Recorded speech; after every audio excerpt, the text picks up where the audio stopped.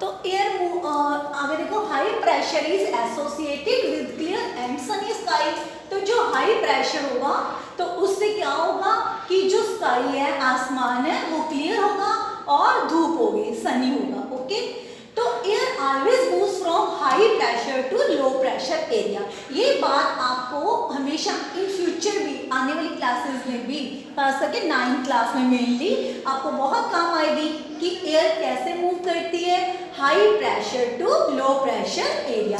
इसके लिए देखो मैंने आपको एक फॉर्मूला दिया है, एयर मूव, H मतलब हाई, टू मतलब 2TO वाला, ठीक है, L, H2L यानी हाई है, हाई टू लो। ओके, तो ये देखो, अब ये आपके लिए मैंने ना 2 प्लेसेस बना दिए, ठीक है। कौन से प्लेस है, जैसे आपको दिख ही रहा है बच्चों, एक है हॉट प्लेस और एक है कोल्ड प्लेस।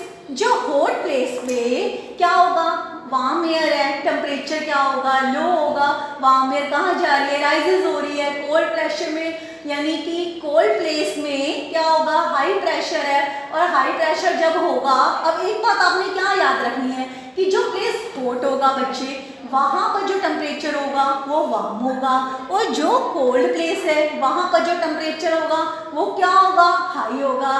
तो एयर कैसे मूव करती है, एयर ऐसे मूव करती है, यानी high to low pressure. Okay,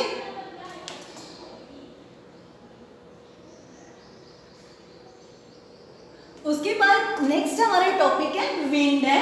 wind क्या है, व्हाट इज विंड? तो द मूवमेंट ऑफ एयर, अगर एयर मूवमेंट कर रही है ना, कहाँ से, from high pressure area to low pressure area, तो वो क्या होती है बच्चों, विंड। विंड क्या होती है, जो हम फील करते हैं, हवा है ना, हम सभी लेते हैं। तो wind at work as it blow dry leaves down the pavement और uproots trees during a storm. अब क्या होगा बच्चे, अब हमें क्या पता कि विंड कैसे काम कर रही है। विंड जब काम करती है ना, तो जो ड्राई लीव्स है ना, सड़कों पर गिरे हुए होते हैं, है ना, तो वो ब्लो करने शुरू हो जाते हैं, उड़ते हैं वो, ठीक है ना, ब्लो होते हैं।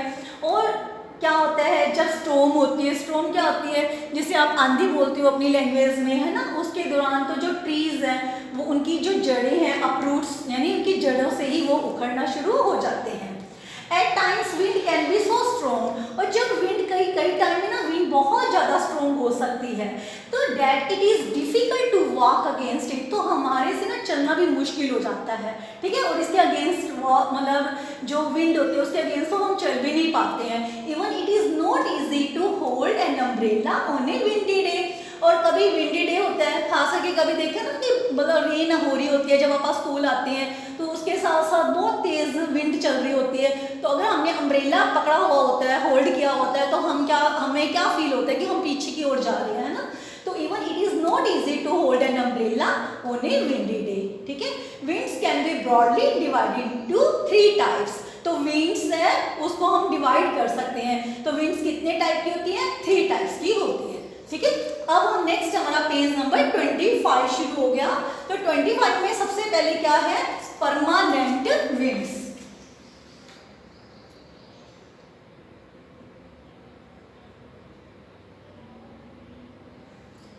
परमानेंट विंड्स में देखो, the trade winds westerlies and easterlies are the permanent winds. एक बात याद रखना बच्चों, ये हम अक्सर पूछते हैं question, what is the other name of permanent winds, यानी स्थायी पवने, है ना।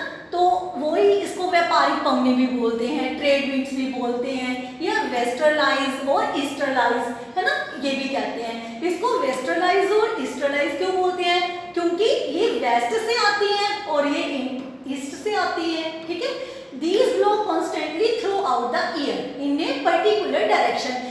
इनकी एक ही मतलब मेन फीचर याद रखनी है कि ये पूरा साल एक ही पर्टिकुलर डायरेक्शन में चलती रहती है, ठीक है। अब मैंने आपको जो ये वेस्टर्लाइज एंड ईस्टर्लाइज करवाई थी ना विंड्स, तो इसकी भी मैंने एक डेफिनेशन लिख दी। क्या एग्जांपल है, if the winds origin is from the east, जब विंड का जो ओरिजिन है, ओरिजिन मैंने पिछले लेक्चर में भी बताया था ना, जहां से उसकी उत्पत्ति हो रही है, ठीक है, जहां से उसका जन्म हो रहा है, तो जो विंड की ओरिजिन है ईस्ट से, then it is known as easterly winds. और वेस्टर्ली क्या बोलेंगे, if the winds origin is from the west, then it is known as westerly winds, ठीक है। तो हमने क्या कर रहे हैं, विंड्स के टाइप्स कर रहे हैं। फर्स्ट कौन से किया, परमानेंट विंड्स की, और सेकंड कौन सा हम कर रहे हैं, सीजनल विंड्स। सीजनल मतलब मौसमी, ठीक है। These winds change their direction, ये विंड्स है ना अपनी डायरेक्शन को चेंज करती रहती हैं इन डिफरेंट सीजन। जैसे कि गर्मी आ रही है ना, समर होती है, तो वहाँ पे मतलब बड़ी बहुत ज़्यादा हॉट विंड्स चलती हैं, है ना।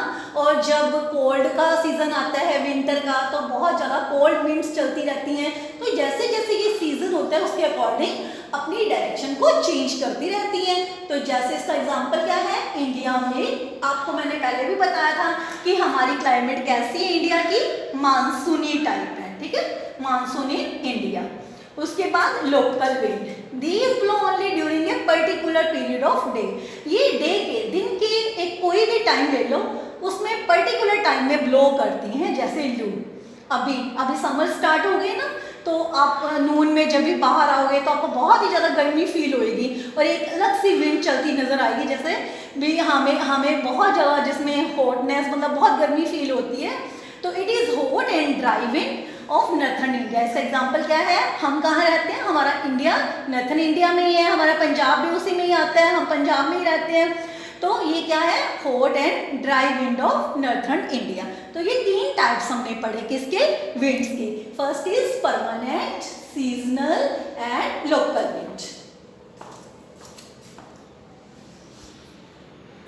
अब बच्चे ये आपकी बुक में है, ठीक है, जो डायग्राम बुक में है वो मैं बता रही हूँ। इसको भी इजी करके बताया, बुक में कॉम्प्लिकेटेड और समझ नहीं आएगा। ये मैंने मेजर प्रेशर बेड्स बनाए हैं, ठीक है। तो ये मैंने क्या बनाया, मैंने ये अर्थ बनाया, यानी ग्लोब है, ये भी सोच सकते हो आप। ये इक्वेटर है जो अर्थ को या ग्लोब को 2 इक्वल पार्ट्स में डिवाइड कर रहा है। इसकी वैल्यू कितनी है, 0 डिग्री। अब एयर कैसे मूव करती है ना, अब आप सोचोगे कि ये मतलब इसको लर्न करना कितना मुश्किल है ना। तो लेकिन एक बहुत ही इजी फार्मूला लेकर आया मैं। अब ये तो सबको पता है कि 0 डिग्री पे इक्वेटर है, और इक्वेटर है तो वहां पर क्या होगा, लो प्रेशर होगा, क्योंकि ये बहुत गर्म होते हैं। क्यों, क्योंकि पिछले वीडियो में बताया था ना, ये सन है, जैसे मान लो है ना, ये सन है, तो सन की जो डायरेक्ट रेज है वो इक्वेटर पर पड़ती हैं। जब इक्वेटर पर पड़ती हैं तो क्या होगा, यहाँ बहुत ज्यादा गर्मी होगी, ठीक है, और इसी कारण हमें बहुत ज़्यादा मतलब हॉट नज़र आएगा और बड़ा लो प्रेशर एरिया हो जाएगा, ठीक है। अब ये देखो, अगर 0 डिग्री पे लो प्रेशर है तो मैंने एक फार्मूला दिया है, 3 का टेबल ले लो या 30 का गैप कर लो। 0 डिग्री है ना, 0 1 ज़ा 0, ठीक है, 3 1 ज़ा 3, 3 2 ज़ा 6, 3 3 ज़ा 9। 3 का टेबल लिख लिया, आगे फिर आपने 0 0 लगा दो, ठीक है। 30 का गैप भी हो गया, 30 60 90। अब 0 डिग्री पे इक्वेटर था तो हमने क्या किया कि यहाँ पे लो प्रेशर एरिया है, तो 30 पर फिर कौन सा होगा, यहाँ पे हाई प्रेशर कर दो। 60 पे क्या होगा, फिर लो प्रेशर होगा। 90 पे फिर क्या होगा, हाई होगा। तो अब क्या समझ में आया आपको, क्या समझ में आया, 1 मिनट में याद हो गया, 0 30 60 90, ठीक है। इधर भी यहाँ पे नॉर्थ है ना, 30 डिग्री नॉर्थ, 60 डिग्री नॉर्थ, यहाँ पे क्या होगा, 30 degree south, 60 degree south, 90 degree south, okay. तो अब इसको लर्न करना हो गया। अब एयर मूव कैसे कर रही है, एयर मूव कर रही है हाई टू लो, ठीक है ना, high pressure to low pressure. तो आई थिंक कि आपको समझ आ गया होगा।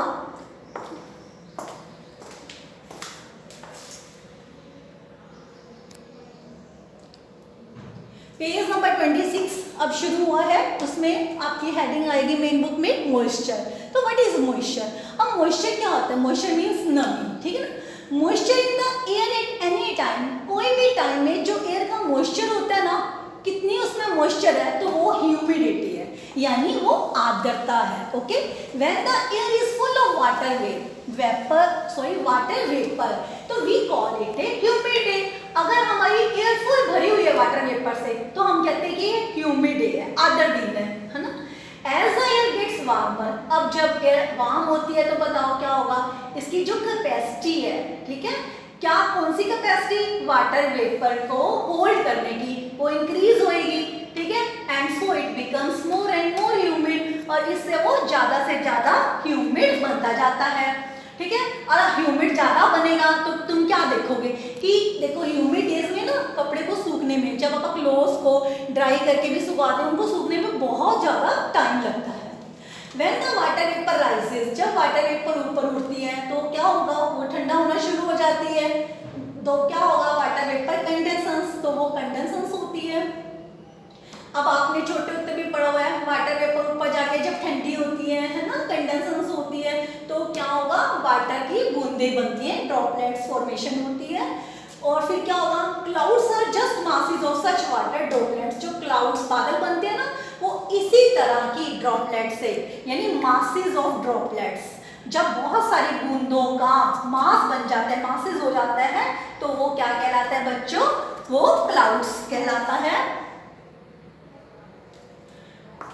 Clouds are just masses of such water droplets. When these droplets of water become too heavy, और जब ये droplets है ना पानी की, ये बहुत ज़्यादा heavy हो जाती है, to float in air, तो ये air में float करती है, then they come down as precipitation, तो ये वापस नीचे आती है, कैसे आती है, precipitation rain के रूप में आती है।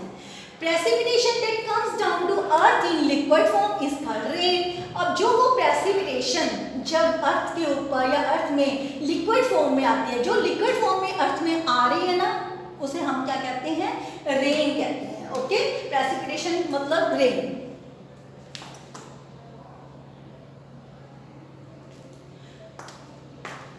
There are 3 types of rainfall. Okay, there are 3 types of rainfall.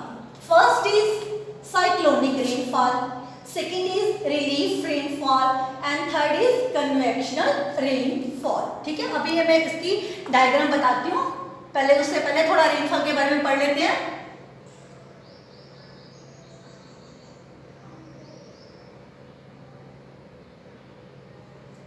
Rainfall is very important for the survival of plants. अब इतना बता दूं कि रेनफॉल बहुत इंपॉर्टेंट है, ठीक है, प्लांट्स के लिए भी और एनिमल्स के लिए भी, दोनों को सर्वाइव करने के लिए।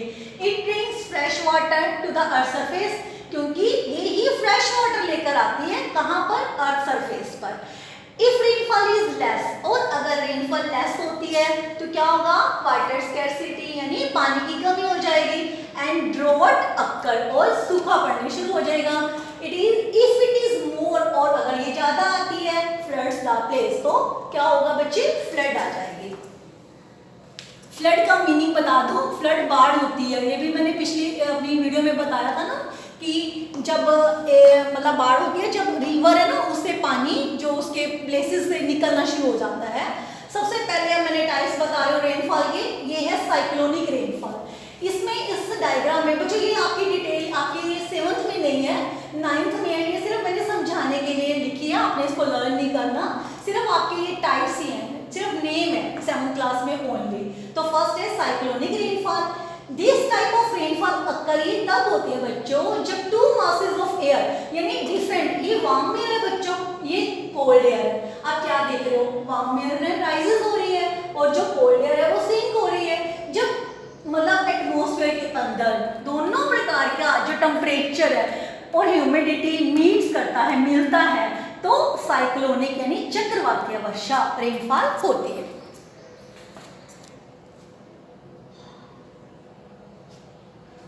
सेकेंड टाइप की कौन सी है, रिलीफ रेनफॉल।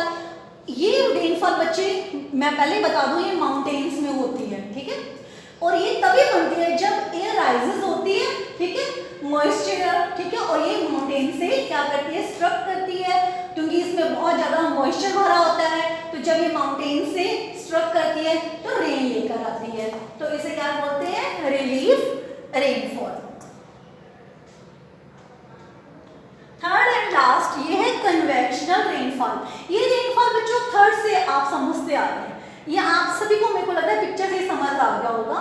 ये देखो लैंड है, ये हॉट हो रही है, जब लैंड हॉट होती है तो क्या होगा, इसमें जो एयर है वो वार्म होगी और राइजेस होगी। जब राइजेस होंगी तो क्या होगा, ये ऊपर जाके क्या होती है बच्चों, कंडेंसेंस होती है, ठंडी होती है, कूल्स होती है और कंडेंसेंस होती है।